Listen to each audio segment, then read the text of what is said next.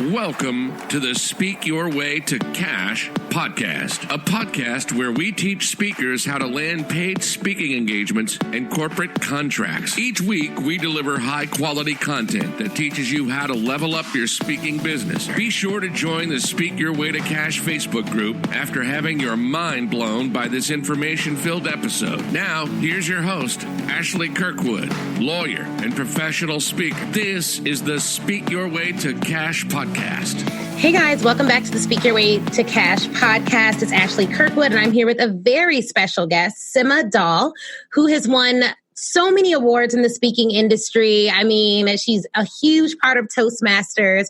And I know the last episode you all heard was with Jim Cathcart, who is huge into the National Speakers Association. So now we'll get to hear more about Toastmasters and how she built her career and what you all can learn from her. So Sima, thank you so much for joining us. How are you doing today?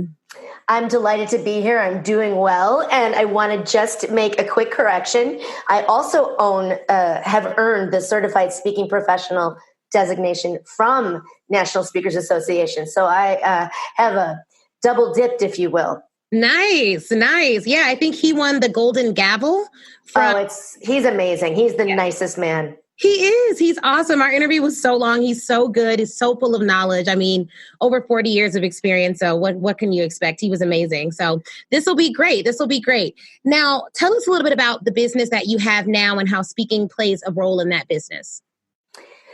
The business I have now is actually as a full-time keynote speaker and corporate trainer. And when I started my business 11 years ago now, I was doing more consulting, and I was invited to speak on the topics I was consulting about. So my background is in corporate marketing, specifically B2B marketing, the slow, complex sale.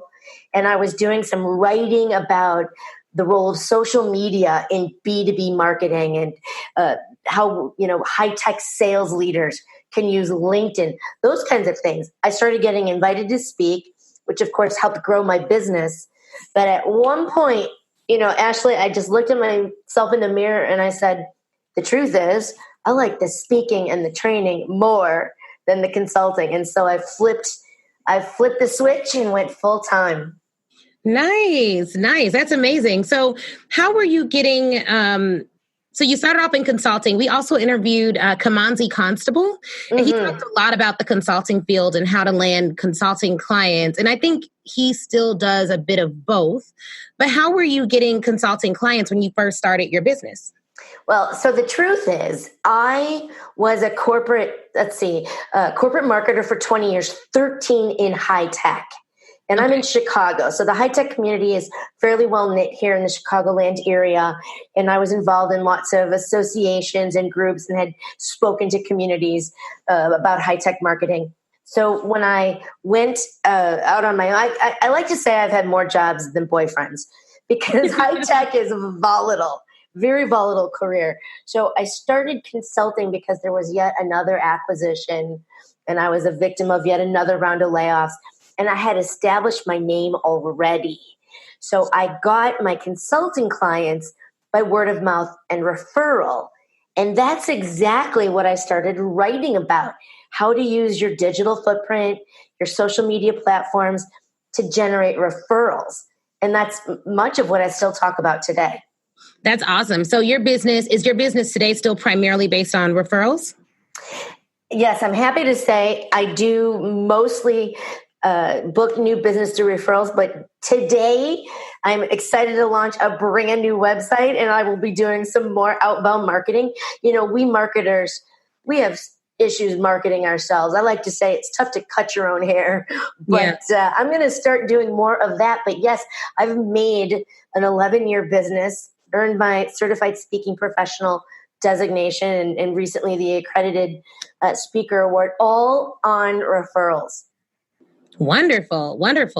And when did you join Toastmasters and NSA? I joined the National Speakers Association. I want to say I'm in my 6th or my 7th year. The minute I realized that I had a bit of a natural gift for speaking and wanted to make a living out of it, I did everything I could to surround myself with people already doing exactly that. So it was natural for me to join the National Speakers Association. We have a fabulous chapter here in Illinois. And then I learned about Toastmasters, which when I was a young executive, I honestly thought you got together at bars and learned how to make toasts. I had no idea. But I learned about Toastmasters, and then I actually helped found a Toastmasters club in a business club that I was a member of, and immediately built a camaraderie of friends who were interested in becoming better speakers, more confident leaders. And quite frankly, it got me out of the house, Ashley, because I have a home office. So, make sure the pants still zip, put on the heels, and get out the door. And I really joined for fun, and then later learned it was a fabulous way to hone my skills and, quite frankly, meet new business opportunities. That is awesome. And it's good that you say meet new business opportunities, because a lot of the research you find on Toastmasters is pretty clear that it's not about that. It's more so about honing your speaking skill, whereas NSA is more so about building your speaking business. Would you agree with that distinction, or what are your thoughts on that, having been a part of both?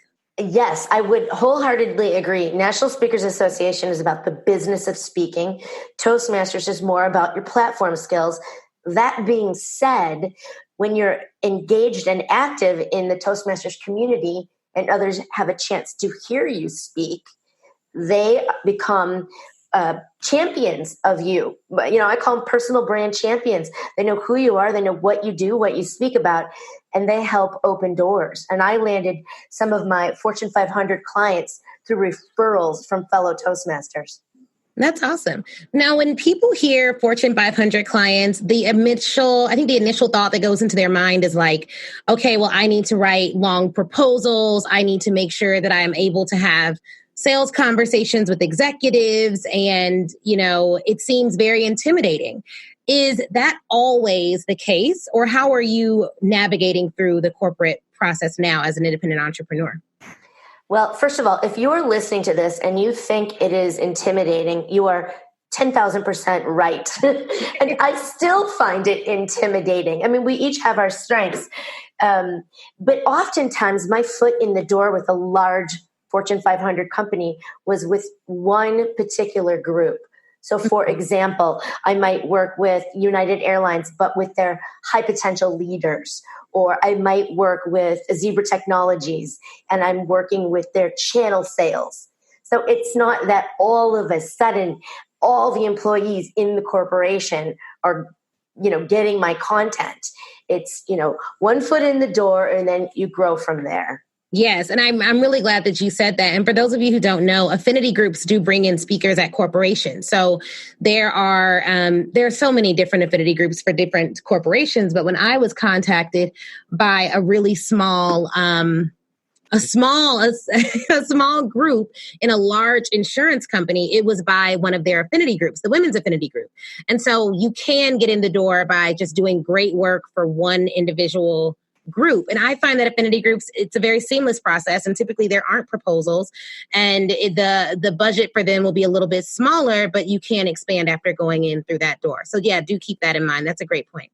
Yeah, and keep an ear out for, they're also sometimes called BERGs, business employee resource groups, or employee resource groups. But that's exactly what they are, right? So the LGBTQ plus community, the African American community, single parent community, all kinds of affinity groups. The larger the company, the more of them they typically have. It's part of their retention strategy. And when you can pitch your content to a corporation as helping employees be more productive or stay longer, perform better, then you've got to win. Definitely. So for people who aren't connected, I think it's always tough for our listeners to hear the referral game, because for them, they're like, but I haven't even gotten my first 5 engagements. So where do these referrals come from? What would you say to that person? Would you recommend joining a Toastmasters or an NSA, or would you recommend some other way to drum up that business? Do you do any cold outreach? So here's the big misunderstanding. I'm gonna blow your mind if you think referrals only come from other speakers. Referrals come from everybody you know. So the first thing I do when I'm working with an emerging speaker is I have them work on their personal, elevator pitch, their digital footprint. By day, I'm a CPA, and in my free times, I enjoy talking to groups of divorcees about, long-term planning or whatever that way you start letting your network know, the people who already know and love you, that you also speak. And I'm not going to lie, Ashley, in the beginning, I spoke anywhere to anyone for lots of $0. Yeah. I remember I'm in Chicago, so we have horrific winters. And I remember one winter's night driving what should have been 45 minutes. Instead, it took me 2 hours in a snowstorm to speak in the basement of a small church. There were 10 people there. I had brought my own projector, my own slideshow. 2 of the audience members were visually impaired, and 2 of the 10 were actually seeing eye dogs. I mean, I just hustled. Yeah. Those people, if they enjoy your content, they become an extension of your sales force. Yeah, and that's a great way to think about it. And, every speaker we've had on here has said you speak for free in the beginning. Like, that is just what most people have done. And a part of it, too, is that most people don't start speaking to get rich. They speak because they love speaking. So I think that's important to note as well, is that a lot of speakers absolutely love what they do, and they would do it for free, but they have bills and everything else to pay. But or they speak because they find it becomes a funnel for their business. So I know plenty of service professionals like CPAs, wealth managers, wealth advisors, family practitioners who talk about the topic to get leads for their quote unquote real business. Yes. And if you all are listening to this, our interview with Ash Exantis actually describes what type of criteria you need to have in place before taking on those engagements. Because I own a trademark law firm, so I've done some of that as well. But the engagement has to qualify, because it's just, that's right. You have to make sure that you're just not like, oh, I'll go talk to a room full of people who don't even own a business to try to get business. That doesn't make sense. So you really do want to ask probing questions, and when you're doing it free, you can ask even deeper questions. That's right. In the beginning, I took it as an opportunity to better learn the business. I spoke to Rotary organizations, to groups at libraries, again, at churches, places of worship.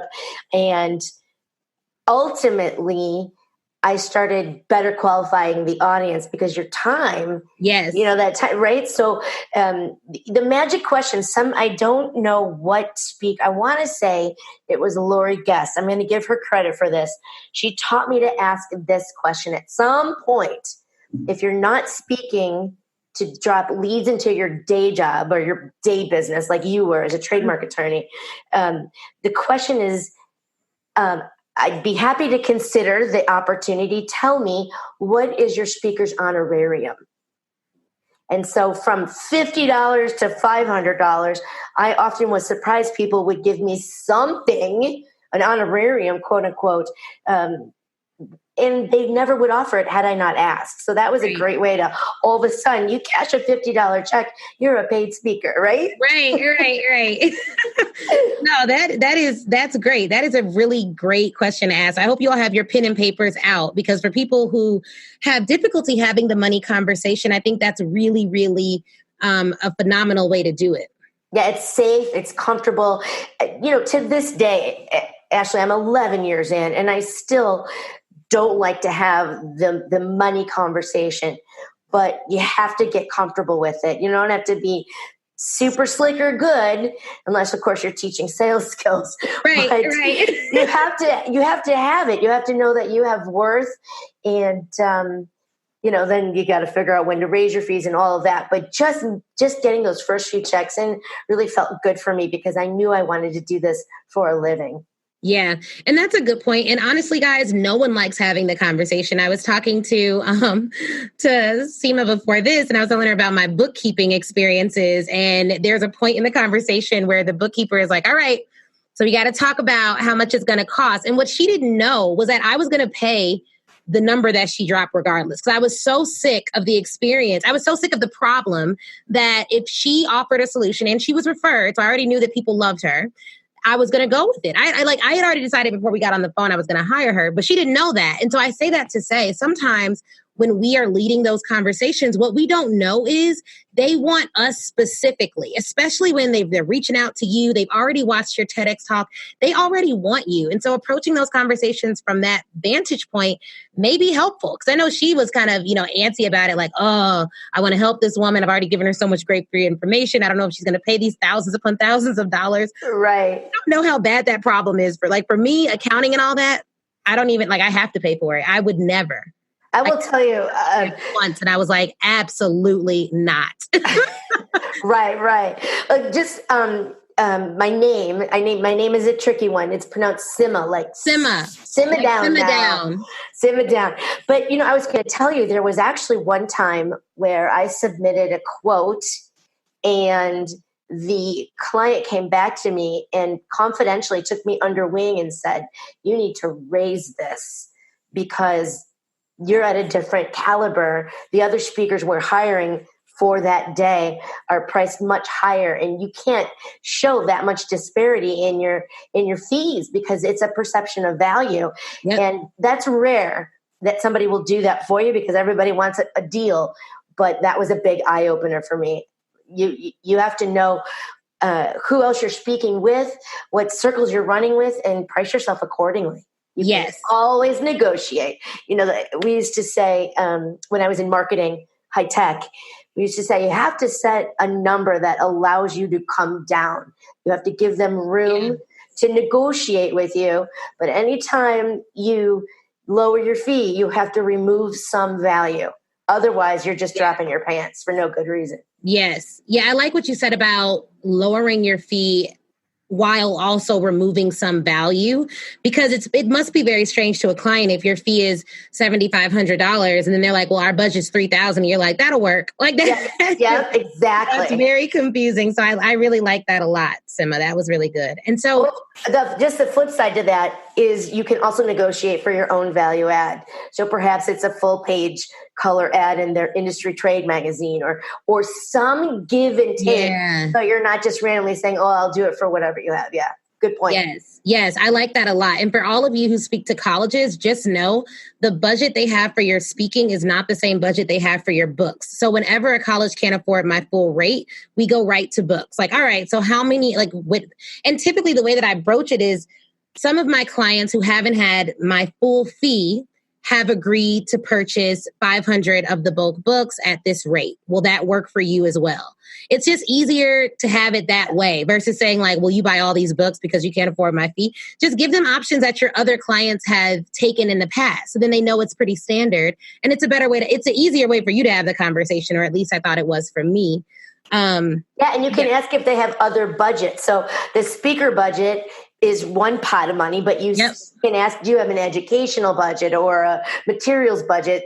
Every company, every college does it differently. So asking those questions is key. Yes. No, I like that a lot, Sima. That's good. And you also mentioned that you were doing corporate training, but you also do keynote speaking. So what is the difference in pitching for those two opportunities, and what's the rate differential? Because I think for a lot of newer speakers, it's hard to gauge where they want to set their hat. And for a lot of people, you can't just start off at the keynote level. You are starting off doing workshops and trainings and things of that nature. But what are the differences and or similarities? There is no rule book here. For me, my workshops, my corporate training is keynote style delivery. So it is very high energy, very dynamic, catered to the audience. I like to say what you get on this stage when I'm in front of your large group audience, main stage speech, is what you get in the intimate environment. So I price my services similarly. Okay.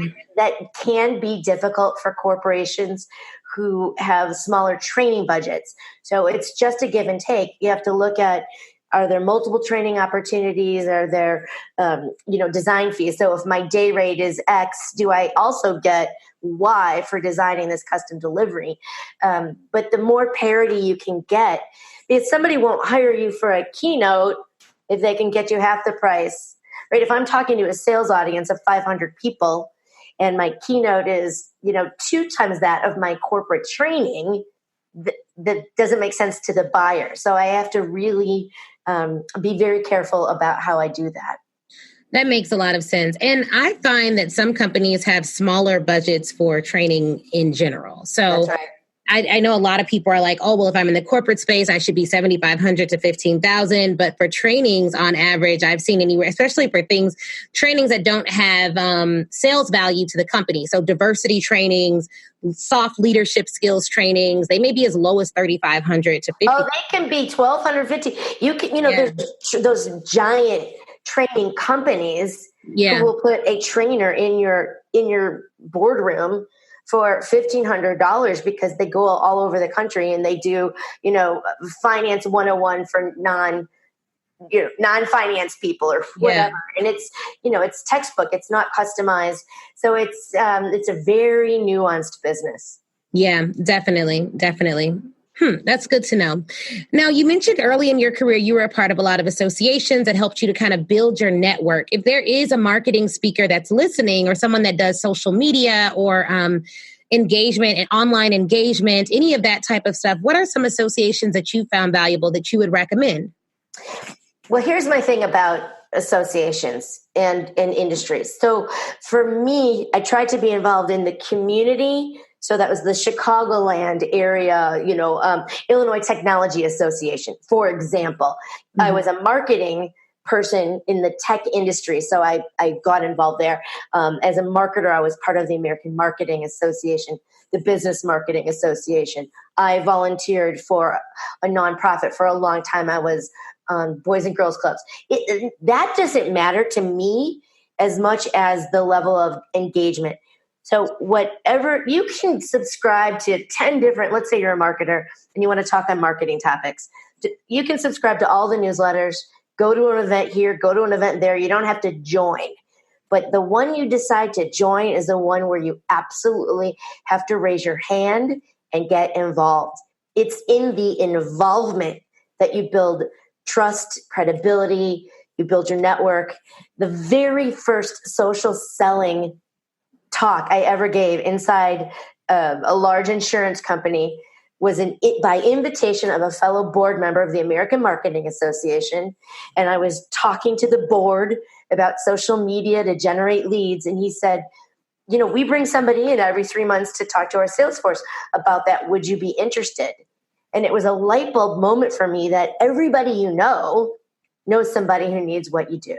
Yeah. So it's raising your hand, saying, I volunteer, I will do that, getting the job done on time, being creative, playing nice with neighbors, putting your toys away. All the fundamentals is what buys you the trust, the credibility, know, like, and trust. And that's where the winning happens.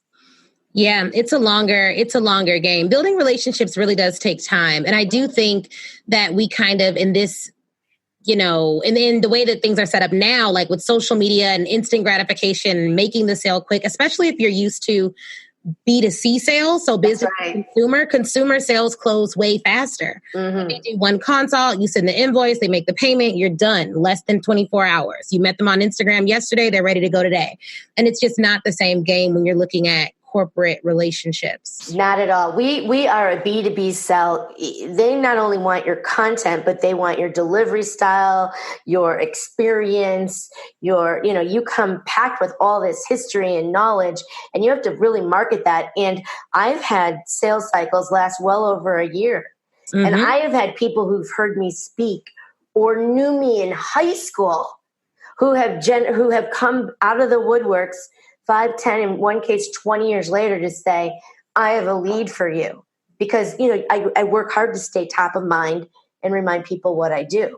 Yeah. That makes a lot of sense. And we don't do the best job, or at least I find with my speaking clients, we don't always think about the associations that we're already a part of. So I went to the University of Illinois, tons of alum. Me too. Oh, did you? Oh my goodness, I didn't even know that. That's horrible. So yeah, I went to the University of Illinois in Champaign, then I went to Northwestern. So I'm double Big Ten. So anyone in the Big Ten, anyone in Northwestern, U of I, like when I'm looking at companies, that's what I'm looking at. Because I know at least for the Northwestern community, we're very like, oh, you're Northwestern, we're going to talk. That's so funny. I went to Illinois, Champaign-Urbana, but 100 years before you went. And then I went and did my master's at DePaul University. And again, Timmons, very tight-knit. So you're right, leveraging those networks. But honestly, don't ignore the neighbor. Don't ignore the dentist who says, what's new? And you say, oh, here's what's new. I've just started speaking to community groups about, mental health awareness. Because that dentist knows people who need that. And so it's literally the person next to you on the bus, the train, the airplane. That's why I don't call it an elevator pitch anymore, because we really don't talk to strangers in elevators. No, we don't. It's your airplane pitch, right? It's who you are. It's what you do, what makes you special. And if you can get people in your network to remember that, you're already halfway there. That's a really, really good point. And then also, I mean, you're great at packaging. So you've written a ton on being memorable and all of these things. So you are really good at packaging your expertise, but everyone really isn't. So how would you recommend people who are listening start to get better at packaging who they are and what they do? Wow, that is a gigantic question. I know. So, you're right. We all have our gifts from an early age. I was always the word nerd, and I've always had the ability to string together words in a unique, concise way to convey my meaning. That's how I made my career in B2B branding and messaging. But you're right. It's a unique skill that many don't just have. This is where working with a business coach. You don't have to hire a coach for 15 years, but working with a sharp marketer, a content strategist, a speaker who's been around the block, just on a very concerted branding initiative. Look, I always tell emerging speakers, this is my rule, Ashley. Before you take out your credit card, you have to get permission from your 2 closest friends and or spouse, plus 1 professional speaker. Because let's just call it what it is. A lot of speakers selling services and get rich quick schemes to those who don't know better. And they lie because it's not. That's right. Game is not a fast game. I never forget I had a coach that was like, well, just tell people that you're going to help all these speakers make 6 figures in 6 days. And I was like, but I'm not. That's right. You're not going to do that. It's not going to happen. Yeah. So anybody who works with me, I tell them, you have to get permission from me and you pick 2 other people. Like it could be a spouse, a best friend or whatever, but you need permission from 3 people before you give any service provider your credit card. But that being said, working with somebody smart, legit, on your brand position, here's what I find most speakers do. They say in the beginning, I can speak on so many different things to almost any audience. The problem is the buyer doesn't want a generalist. The buyer wants to know that you can crush a topic for exactly their audience. So you have to think of it backwards. Again, this is classic B2B marketing. You start very small, very focused, and then you can expand. But, I can speak on leadership, communication, social selling, romance and relationships and mental health. Like, I don't believe you. Right. Right. Right. And I will when I was looking to hire, back to my bookkeeping woes, a bookkeeper, there was one woman's website that had all of those things on it. It was like a landing page and it was like, I'm a bookkeeper. I walk dogs. Literally, this was it. She said she walked dogs. And then she had something else on there. And the thing is, you could do all those things exceptionally well. As the consumer, I just don't want to know that my bookkeeper is also having a dog walking business. Like, I just want to see the bookkeeping. That's right. And so it's hard. I work with my clients to sort of pick a loose enough niche where there's room to grow, but not all things to all people. And of course it can't be so very specific that only 6 people want to know about it. So when working with emerging speakers, I'll say, where do the people who need to hear your message congregate? Where do they congregate? If they congregate in corporate boardrooms, or like we were talking about earlier, those affinity groups, or do they come together at association meetings? If they don't congregate, you don't have a sellable topic. Mm-hmm. That's a great way to think about it. And then go there. Right. Get involved in that. And your time is limited. So joining associations, what I found is that if you can join one, exactly, to it, then do that. Because I've even been invited to stuff to get awards, and they do this thing now where a part of the award is like all this extra stuff you have to do after you get the award. I just don't do it. I just decline the award because I already know how my time is set up, and I just wouldn't have time I wouldn't be a memorable member of that association. I'd be phoning it in, and then I'd feel so guilty for not going to all these meetings and doing all this stuff. It's just like, I just can't. That's right. You have to pick one and commit to it and do it really well. And the relationships you make there they will last a lifetime. I'm still, I served on the board of the American Marketing Association here in Chicago for, I want to say 6-7 years, and another 5 in the Business Marketing Association. And I can call any one of those people up and ask them for an introduction, and no hesitation, because they know me to be a good person who follows through on my commitments, and they only know that because I volunteered. Yeah. So that's really, it's an important avenue, but you can't join 10 things and spread yourself that thin. No, you can't. And for those of you interested in speaking to law firms, there's a legal marketing association. I've gone to some of their events, really well done, very nice events, and they do have opportunities for people to speak. And they are typically unpaid. However, you get in front of all of the marketing professionals in all of the law firms in whatever region you're speaking at. So it's a very valuable organization to join. So there are associations for everything. Just look it up.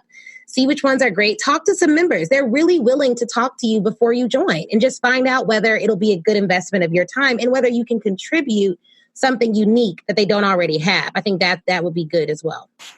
Absolutely. So what advice, if you could go back to your first year in professional speaking, what would you do differently? Well, Ashley, much like you, I would outsource all the financials from day one. Yeah.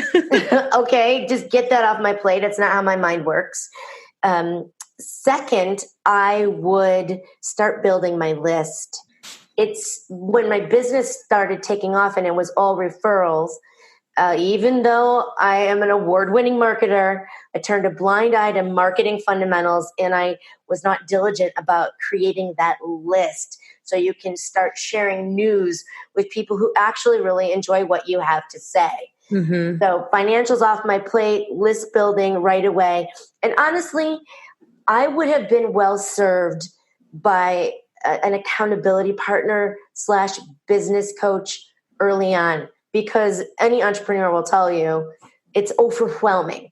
So The list of things you need to do, the list of things you want to do, and then the ideas that you can't even touch. That's the longest list of all. So really focusing my energy and my time. And I think with that would be my fourth is the sooner you get it off your plate and outsource, the better. Because, like you, Ashley, I can log into Quicken and I can learn it and teach but that is not my happy place nor my gift.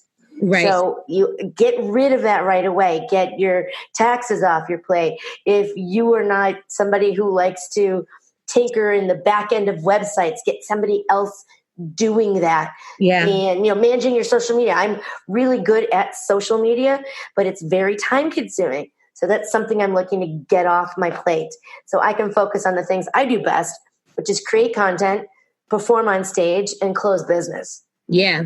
Yeah. And you can have more time to build the relationships. It's just a lot of work doing all the extra stuff. And you don't want to get frustrated. And now we're in a global economy. That's right.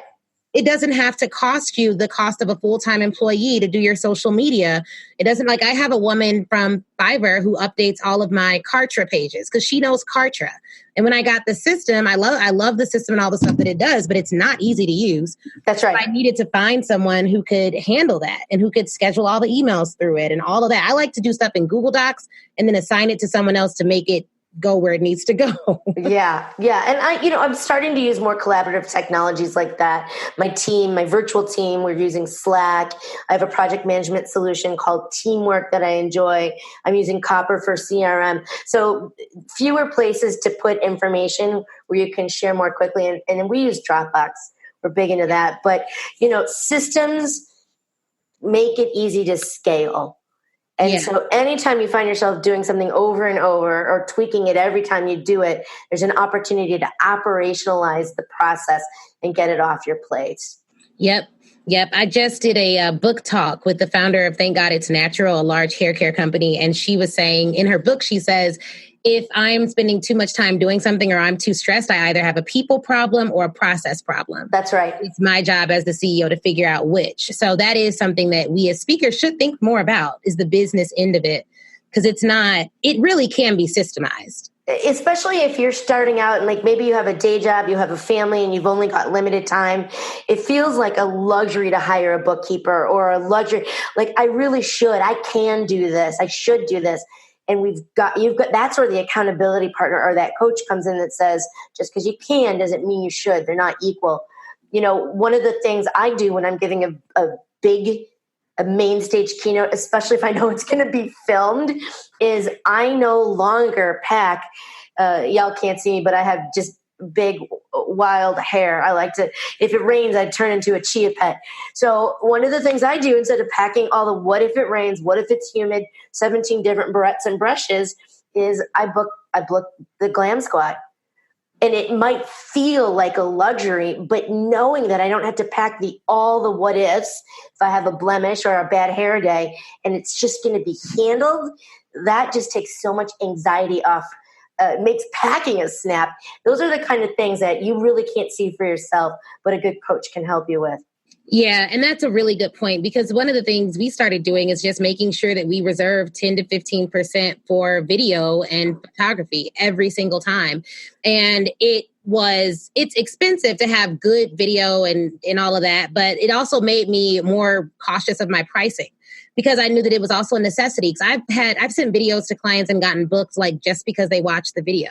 Outstanding. One of my people have said in the video, you really need video. You do need video. And that was something else that I neglected early on. I just launched my first highlight reel. You can see it at simadahl.com. But here's my cheat for anybody just starting out.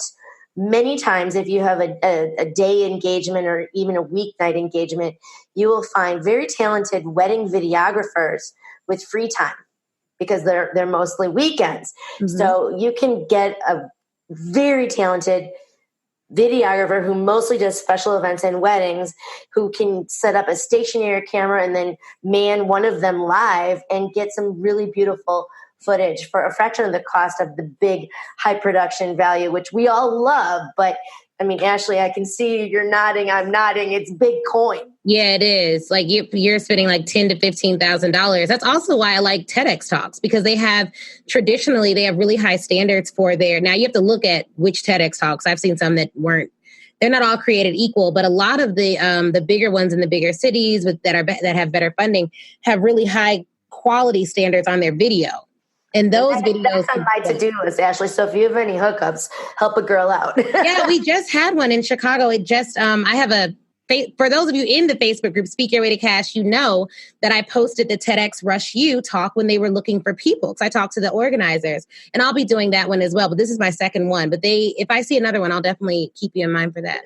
Thank you. Yeah, because they're really good talks to do, and they can potentially get picked up by TED. So I've learned now there's all these different rules and parameters that help that to happen, but they're just great for sending it to a client quickly. They love watching them. It's really That's right. It's good prestige. The one thing I would say to anybody listening, if you're an emerging speaker, a new speaker, you're going to hear a lot of you need to have this, you need to do that.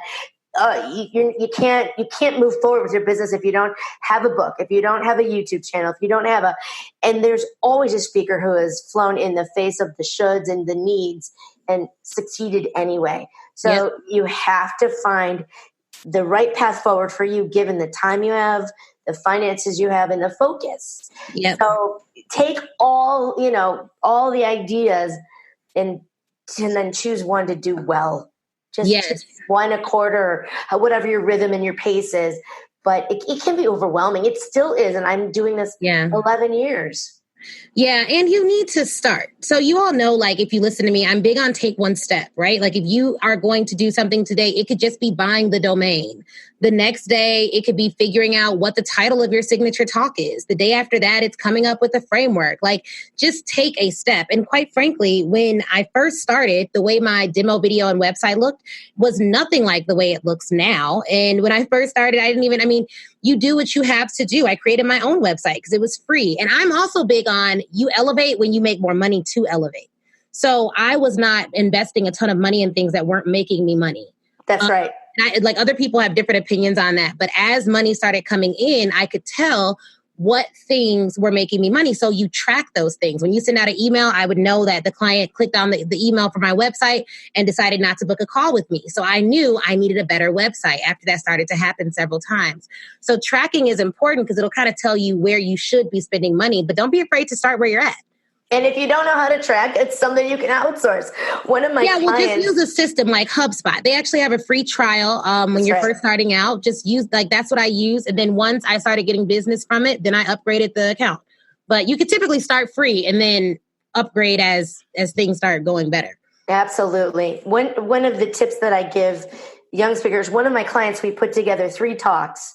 The title, the 50 to 100 word description, and the 3 takeaways. You always need the takeaways. After spending an hour with me, your audience will do what, know what, feel what. 3 to 5 takeaways. And she pitched the talks, never having written them. And she's booked 3. She has 2 pending. Now she's going to worry about actually delivering the talk, but she doesn't have to have it all sorted out till somebody says, yes, I'm interested.